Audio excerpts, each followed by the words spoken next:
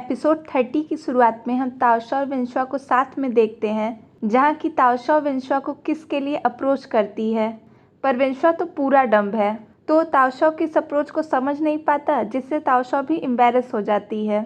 वैसे सच में विंशुआ को क्रिस से लव लेसन लेने की ज़रूरत है, तो फिर ताओशा भी इस बात को अवॉइड करने के लिए उसके बॉडी का मेजरमेंट लेने लगती है, और तभी उसकी नज़र उसके निशान पर पड़ती है, जिसके बारे में पूछते हुए वो उसे टच कर देती है। और फिर क्या होगा ये तो हमें पता ही है, तो क्रिस आ जाता है, पर क्रिस काफ़ी अग्रेसिवली बिहेव करता है और ताओशा का गला पकड़ लेता है। पर इससे पहले कि कुछ बुरा होता, वहाँ विंशुआ आ जाता है और जल्दी से ताओशा को उससे छुड़ाता है। वैसे क्रिस को भी समझ नहीं आता कि उसने ऐसा क्यों किया, पर फिर वो बहाना करके अंदर चला जाता है, और ताओशा भी उसका ये अग्रेसिव बिहेवियर देख के काफ़ी शॉक्ड में होती है, और उसका ये बिहेवियर देख तो उसे भी लगने लगता है कि जैसे ये विंशुआ नहीं कोई और हो। पर फिर विंशुआ उसे समझाते हुए कहता है कि आजकल हैंडसम विंशुआ पर काम का ज़्यादा प्रेशर है, जिसकी वजह से उसके रोल का असर उस पर होने लगा है। पर ताओशा को तो कुछ समझ नहीं आता, और वैसे भी उसे काम पर जाना था तो वहाँ से चली जाती है। और फिर हम डॉक्टर को देखते हैं, जो कि अभी भी विंशुआ के रूम की रिकॉर्डिंग ही देख रहा था, पर अभी तक उसे ये बात समझ नहीं आई थी कि किस तरह से वो दोनों बॉडी स्विच करते हैं। और क्योंकि उसे इस सीक्रेट के बारे में जल्दी जानना था, तो वो अपने आदमियों से उन दोनों को पकड़कर उसके पास लाने को कहता है, जिससे कि वो खुद पता लगा सके कि ये कैसे हो रहा है। नेक्स्ट सीन में हम विंशुआ और क्रिस को वैनिटी वैन में देखते हैं, जहाँ विंशुआ क्रिस को वार्न करता है कि अगर ताओशा के साथ उसने दोबारा से ऐसी हरकत की तो उससे बुरा कोई नहीं होगा। पर ये तो हम समझ ही सकते हैं कि क्रिस विंशुआ की धमकी को कितना ही सीरियस लेने वाला है। तो फिर विंशुआ उससे कहता है कि ताओशा के साथ तुम्हें वैसे ही बिहेव करना पड़ेगा जैसे मैं उसके साथ बिहेव करता हूँ। जिस पर क्रिस उससे कहता है कि मैं दूसरा जन्म भी ले लूँ तो भी तुम्हारी तरह लूजर नहीं बन सकता। ये सुन विंशुआ को क्रिस पर गुस्सा तो आती है, पर उसे मार भी तो नहीं सकता। लेकिन क्रिस उसे चैलेंज करता है कि अगर तुमने मुझे मार लिया तो मैं वैसा ही करूँगा जैसे तुम कहोगे। तो वहीं रखी हुई गन विंशुआ क्रिस पर तान देता है, पर वो गन तो शूटिंग में यूज होने वाला प्रॉप था, तो भला उससे क्रिस कहाँ डरने वाला था। और अगले ही पल विंशुआ से वो गन लेकर उसके टुकड़े करके रख देता है, और उल्टा विंशुआ को ही धमकाते हुए कहता है कि ये गन वापस से जोड़ो, नहीं तो मैं डायरेक्टर को बता दूंगा कि शूटिंग की प्रॉप तुमने खराब की है। मतलब विंशुआ का क्रिस हर जगह पोपट कर देता है। और वैनिटी वैन से बाहर आते ही ताओशा क्रिस का कॉस्ट्यूम सही करने आती है, पर सिर्फ विंशुआ को जलाने के लिए क्रिस ताओशा से काफ़ी क्लोजली बिहेव करता है, जिसे देख विंशुआ तो जल भुन जाता है। पर ताओशा को तो क्रिस का उसे इस तरह से स्पेशली ट्रीट करना काफ़ी अच्छा लग रहा था। तो फिर क्रिस शूटिंग के लिए जाने लगता है, पर तभी वहाँ हैना आती है और क्रिस से बताती है कि हुबीन उसे यहाँ डायरेक्टर से मिलवाने लेकर आया है, और अगर आज उसने अपना ऑडिशन पास कर लिया तो हो सकता है वो भी उसके साथ काम करे। तो फिर क्रिस हैना से भी हल्का फ्लर्ट करता है, पर फिर हुबीन उसके सामने केयरफुल होने का ढोंग करते हुए कहता है कि मैंने सुना कि तुम्हारी तबीयत नहीं सही है, तो अगर तुम चाहो तो मैं तुम्हें एक अच्छा डॉक्टर रेकमेंड कर सकता हूँ। पर क्रिस तो ये बात अच्छे से समझ रहा था कि हुबीन उसका कितना ही भला चाहता है। तो फिर वो धीरे से हुबीन के कान में कहता है कि मेरे सामने इस तरह अच्छे होने का दिखावा मत करो, मुझे पता है कि तुम चाहते हो मुझे कुछ हो जाए जिससे ये ड्रामा तुम्हें मिल जाए। जिस पर हुबीन अपनी सफाई पेश करता है, पर क्रिस उसकी बात पर कोई ध्यान नहीं देता और शूटिंग के लिए चला जाता है। पर हैना को भी क्रिस यानी हैंडसम विंशुआ का ये बिहेवियर अजीब लगता है, और वो सोचती है कि कहीं सड़क पर बेहोश होने से उसके सिर पर चोट तो नहीं आ गई। लेकिन वहीं पास में काम कर रही ताओशा भी विंशुआ के बेहोश होने की बात सुन लेती है और इसके बारे में हैना से पूछती है। तो हैना उसे ये बात कंफर्म करती है और ताओशा के सामने विंशुआ के क्लोज होने का दिखावा करते हुए कहती है कि ये हम दोनों के बीच की पर्सनल बात थी, इसलिए उसने तुम्हें नहीं बताया। हालांकि ताओशा तो हैना को पहले से ही जानती है, तो उसकी बात पर ध्यान नहीं देती, पर उसे ये बात अजीब लगती है कि विंशुआ ने उसे इसके बारे में बताया क्यों नहीं। और फिर हुबीन ताओशा से विंशुआ के बारे में कुछ जानने की कोशिश करता है, पर उसे उससे भी कुछ खास पता नहीं चलता।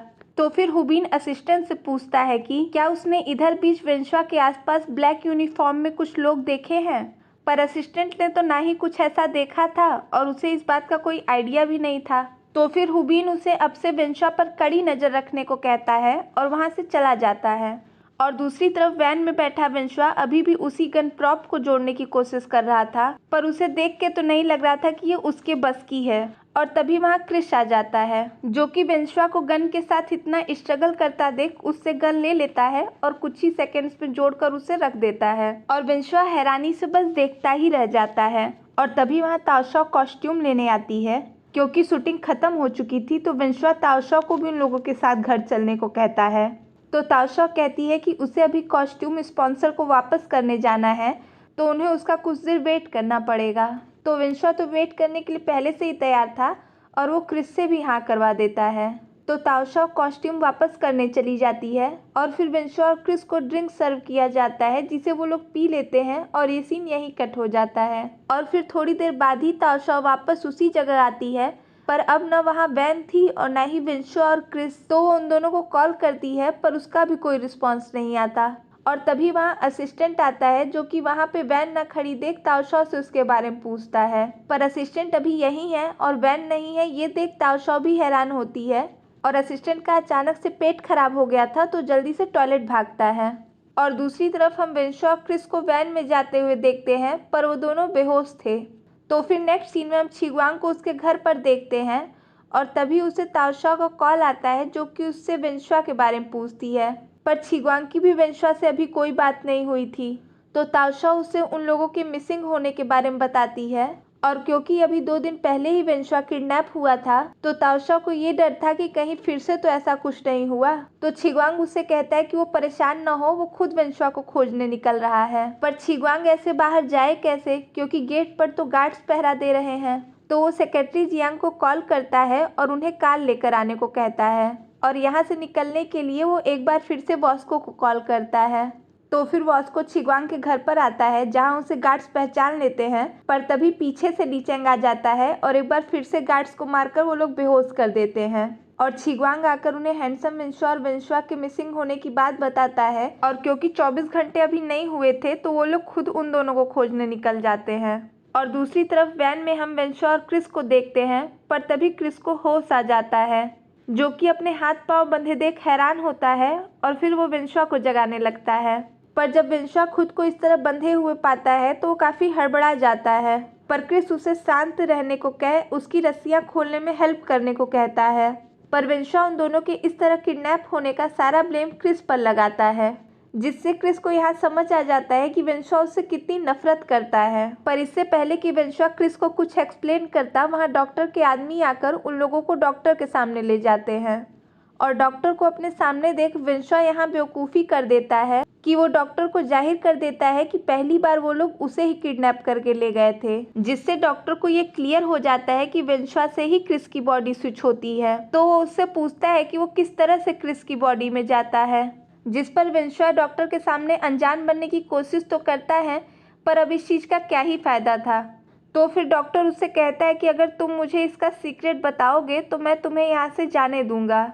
पर विंशुआ उसे साथ में क्रिस को भी छोड़ने को कहता है, लेकिन डॉक्टर ऐसा करने से मना कर देता है और कहता है कि क्रिस को वो अपने साथ ले जाएगा, क्योंकि उसका कोई इंतजार कर रहा है। पर कौन इंतजार कर रहा है, इस बात का कोई जिक्र नहीं करता। लेकिन जब तक डॉक्टर क्रिस को नहीं छोड़ेगा, विंशुआ उसे कुछ भी बताने को तैयार नहीं होता, जिस वजह से डॉक्टर के आदमी विंशुआ को मारने लगते हैं। और इधर छिग्वांग भी वॉस्को और ली चेंग के साथ रास्ते में था, जो कि क्रिस की लोकेशन पर जा रहे थे। पर दूसरी तरफ वो लोग विंशुआ को बहुत ज़्यादा मार रहे थे, जिसे देखकर क्रिस को गुस्सा तो आती है, पर वो चाह कर भी कुछ नहीं कर पाता। पर इतनी मार खाने के बाद भी विंशुआ उन लोगों को कुछ नहीं बताता और पहले उन लोगों से क्रिस को जाने देने को कहता है। ये देख क्रिस को भी समझ आ जाता है कि विंशुआ उससे नाराज जरूर हो सकता है, पर वो उससे नफरत नहीं करता। पर डॉक्टर को तो हर हाल में सीक्रेट जानना था, तो विंशुआ के मुंह से सच निकलवाने के लिए एक इंजेक्शन निकालता है, जिसके लगते ही विंशुआ दर्द से तड़प उठेगा और उससे अपने जान की भीख मांगेगा। पर विंशुआ के साथ ये सब होता देख क्रिस के सिर में फिर से तेज दर्द होने लगता है और उसे डॉक्टर से रिलेटेड अपनी कुछ मेमोरी याद आ जाती है, जिससे कि उसे ये बात याद आ जाती है कि डॉक्टर ने उसे ज़बरदस्ती पकड़कर उसके बॉडी में चिप इम्प्लांट किया था। तो वो उन लोगों को रोकने के लिए खुद का सिर जमीन पर पटकने लगता है, क्योंकि वो भी ये जान गया था कि उसका जिंदा रहना डॉक्टर के लिए कितना जरूरी है। तो डॉक्टर अपने आदमियों से उसे ऐसा करने से रोकने को कहता है, पर इसी दौरान वो इंजेक्शन जो वो वेंशुआ को लगाने वाला था उल्टा डॉक्टर को ही लग जाता है और डॉक्टर दर्द से चिल्ला उठता है। और तब तक उस जगह छिग्वांग भी लीचेंग वॉस्को और सेक्रेटरी जियांग के साथ पहुंच जाता है, पर क्योंकि वो जगह बहुत बड़ी थी तो वो लोग अलग अलग होकर खोजने का डिसाइड करते हैं।